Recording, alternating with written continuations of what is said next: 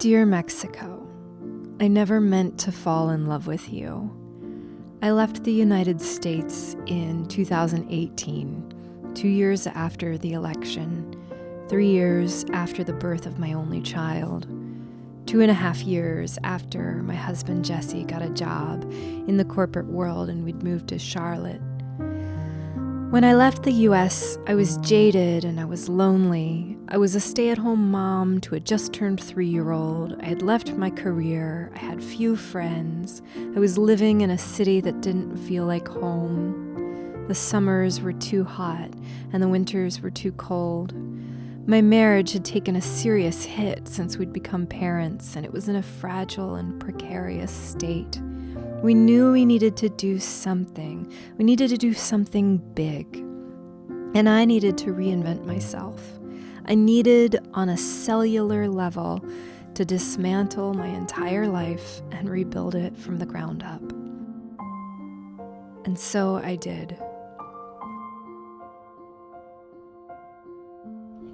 Okay, so I am currently parked right outside the Mexican consulate in our city. And we are gonna go in and see if we can find somebody to talk to about visas. I had a counseling appointment this morning and I told my therapist about our plans and she seemed entirely freaked out. Yeah, like, you're going to move to Mexico and you haven't even been there? Like, are you crazy? It was basically her reaction. Like, have you considered the education situation and the safety situation? So, yeah. Yeah, it is crazy. What can I say? It's a crazy, ridiculous thing to do. And I am so pumped that we are about to do a crazy, ridiculous thing because we've never done any crazy, ridiculous things, really. I mean, we have, but not like this. We've been very safe people. We've been very planned out, cautious, calculated. It's time to take a big risk, and I am really proud of us. So, all right, let's go inside. So Jesse and Harper and I are gonna spend the next 6 months traveling around and basically looking for a home. We will be in Mexico for 3 months, and then after that I will let you know where we're headed next when we get our next destinations locked in. When we first arrived, I have to be honest, I thought I'd made a mistake. The streets were so dusty, and as we walked half a mile to the grocery store, the roads reeked of gasoline and turpentine, and walking back to our apartment uphill with backpacks loaded with food in the height of dry season, I thought, no, this isn't the life I meant. But then the rains came, and the dust washed away, and the air was fresh.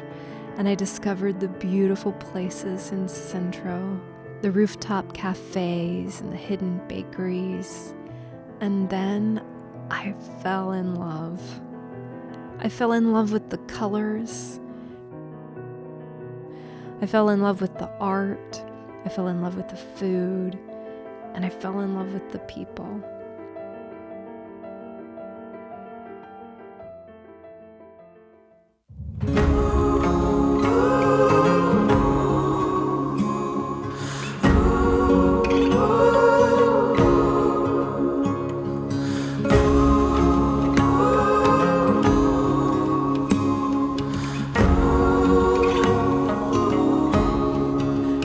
From the south,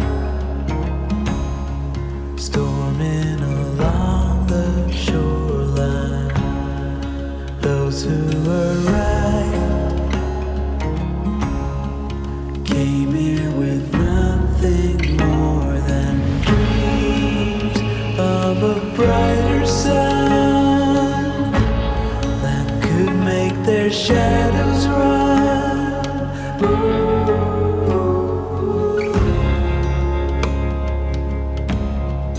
All of their hopes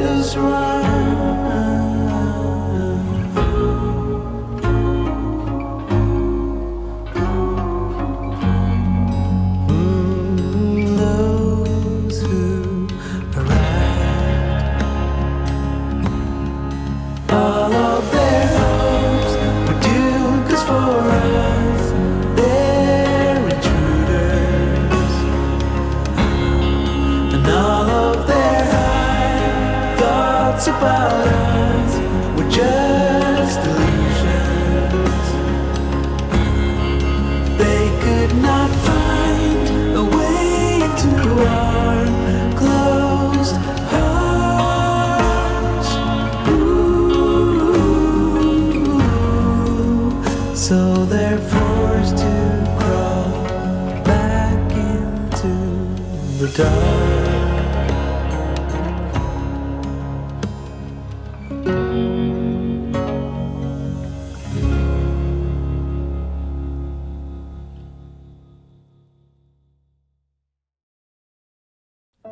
When I left San Miguel, I cried. I promised I would be back. I was only going to Guanajuato because I'd already paid for our rental.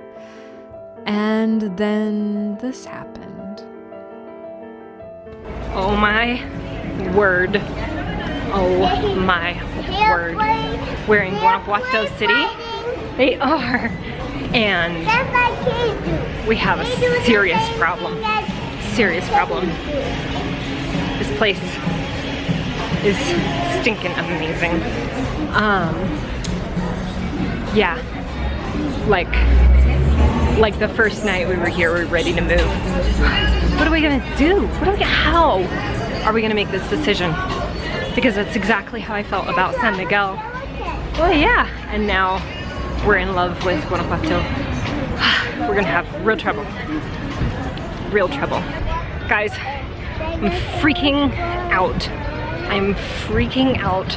The city is so beautiful.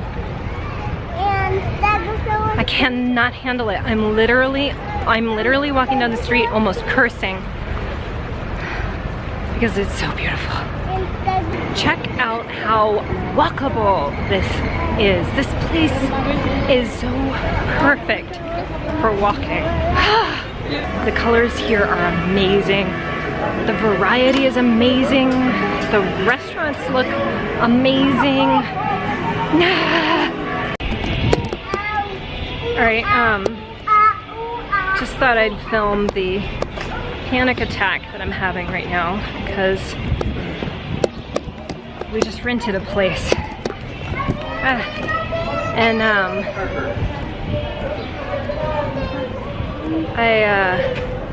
I'm hyperventilating. My throat is closing up and I can't feel my lips because I didn't realize we were gonna rent a place. We just rented a place. Alright, we'll chat later when I can breathe. So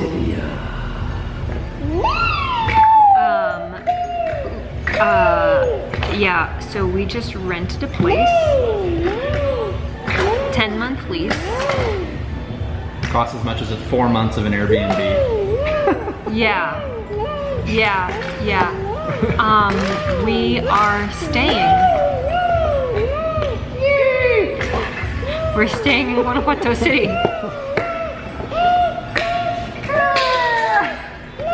Let's film the difference between my face, commitment problems, and Jesse's face.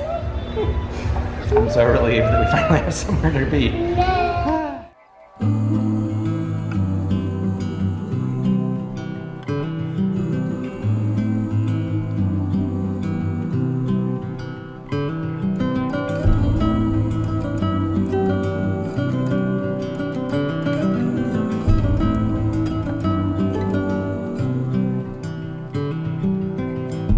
Maybe our lives were not meant to collide from the start, but who could foresee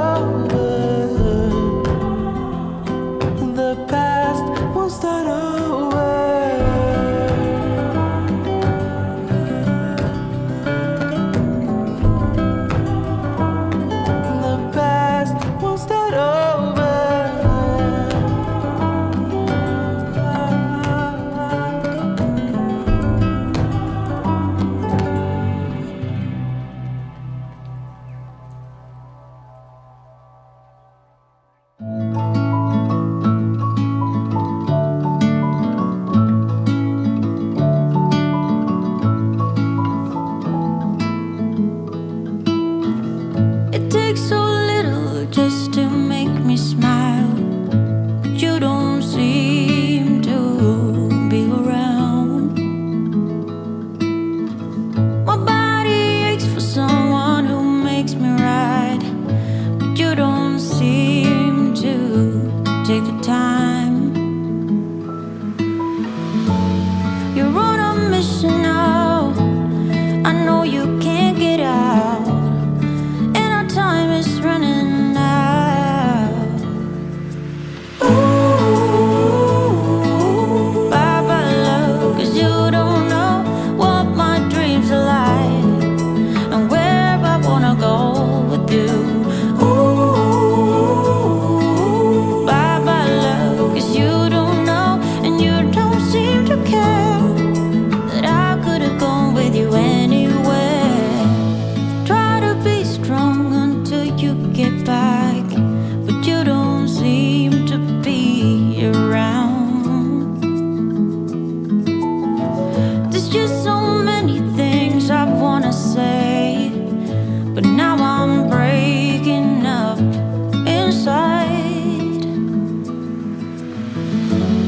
You're on a mission now, I know you can't get out, but our time is running out. Ooh, bye-bye love, 'cause you don't know what my dreams are like, and where I wanna go with you. Ooh, bye-bye love, 'cause you don't know, and you don't seem to care that I could have gone with you anywhere. You're on a mission now, I know you can't get out, but our time is running out. Ooh,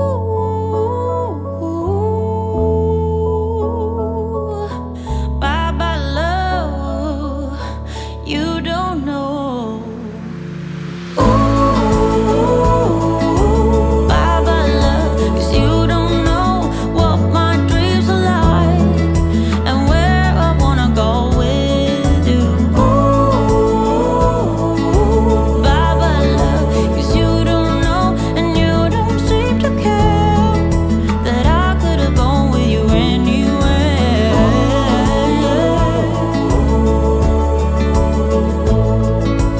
What my dreams are like, and where I wanna go with you. Ooh, bye-bye love, 'cause you don't know, and you don't seem to care that I could have gone with you anywhere.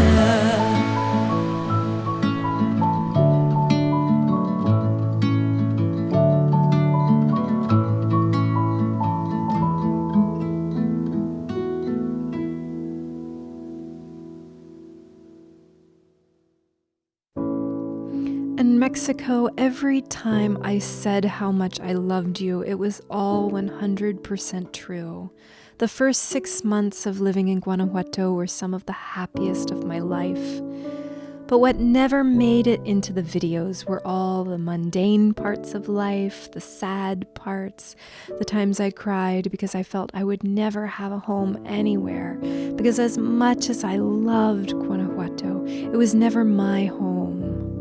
I didn't film the times the Mexican women would say, please, please keep your daughter close to you, hold her hand, don't let her get farther than arm's length from you. I didn't film when the Mexican woman talked to me while we waited for a taxi and she said, this place isn't as safe as the Americans think it is. Please be careful. I didn't turn on the camera when thieves broke into the expat woman's house not far from where we lived and beat her head with a rock. I didn't turn on the camera as I walked past the man talking to a little crowd in the alley near our house, surrounded by lookouts, holding guns. I didn't know how to talk about those things without feeling like I was betraying you, without feeling like I was playing into those tired old stereotypes of Mexico as a dangerous place and Mexicans as a dangerous people, Because that's not the whole story. But the whole story is so complex. It's so layered.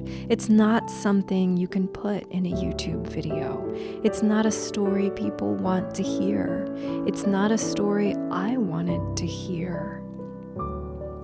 Everyone loves the beautiful parts, the happy parts, the fun and lighthearted parts, and I do too. And there were so many of those moments. Every time I left to go somewhere else, there were things I missed. But every time I came back, I knew I wasn't coming home, even when I couldn't admit that to myself. Mexico, you taught me how to find my way home. You taught me that family is more critical than I ever thought it was. Growing up in the US, so many of us leave our families, we leave our homes, we set off to make our own fortunes. It's part of our national narrative. I've always been leaving. My whole life, I've always been leaving home. And you taught me that I didn't need to run away anymore. I could grow roots. When I left, I said I would be back. I thought I'd visit within the year. But more than a year has passed, and now leaving isn't an option. It's 2020. I can't go back. I can't go anywhere. So I stay. I stay home, and I tend my garden, and I grow my roots. But I know that this too shall pass, and that one day I will come back to you, not as someone who is running away from something, but as someone who is returning to something. And I know, Mexico, how complicated you are, and that is a depth of beauty that I could not have appreciated when I first arrived. I don't expect you to be perfect. You are complicated and messy and contradictory and chaotic and spectacular. You drive me crazy and you captivate me. Mexico, I will always be thankful for what you gave me, which was a new version of myself, my rebuilt, rediscovered self, someone who can give up everything and build something new, someone who can change course, someone who can build a new life and then build another one, someone who makes her own decisions, even when that means people are going to hate it. Mexico, you returned me to myself. Thank you. I love you. And I'll see you as soon as I can.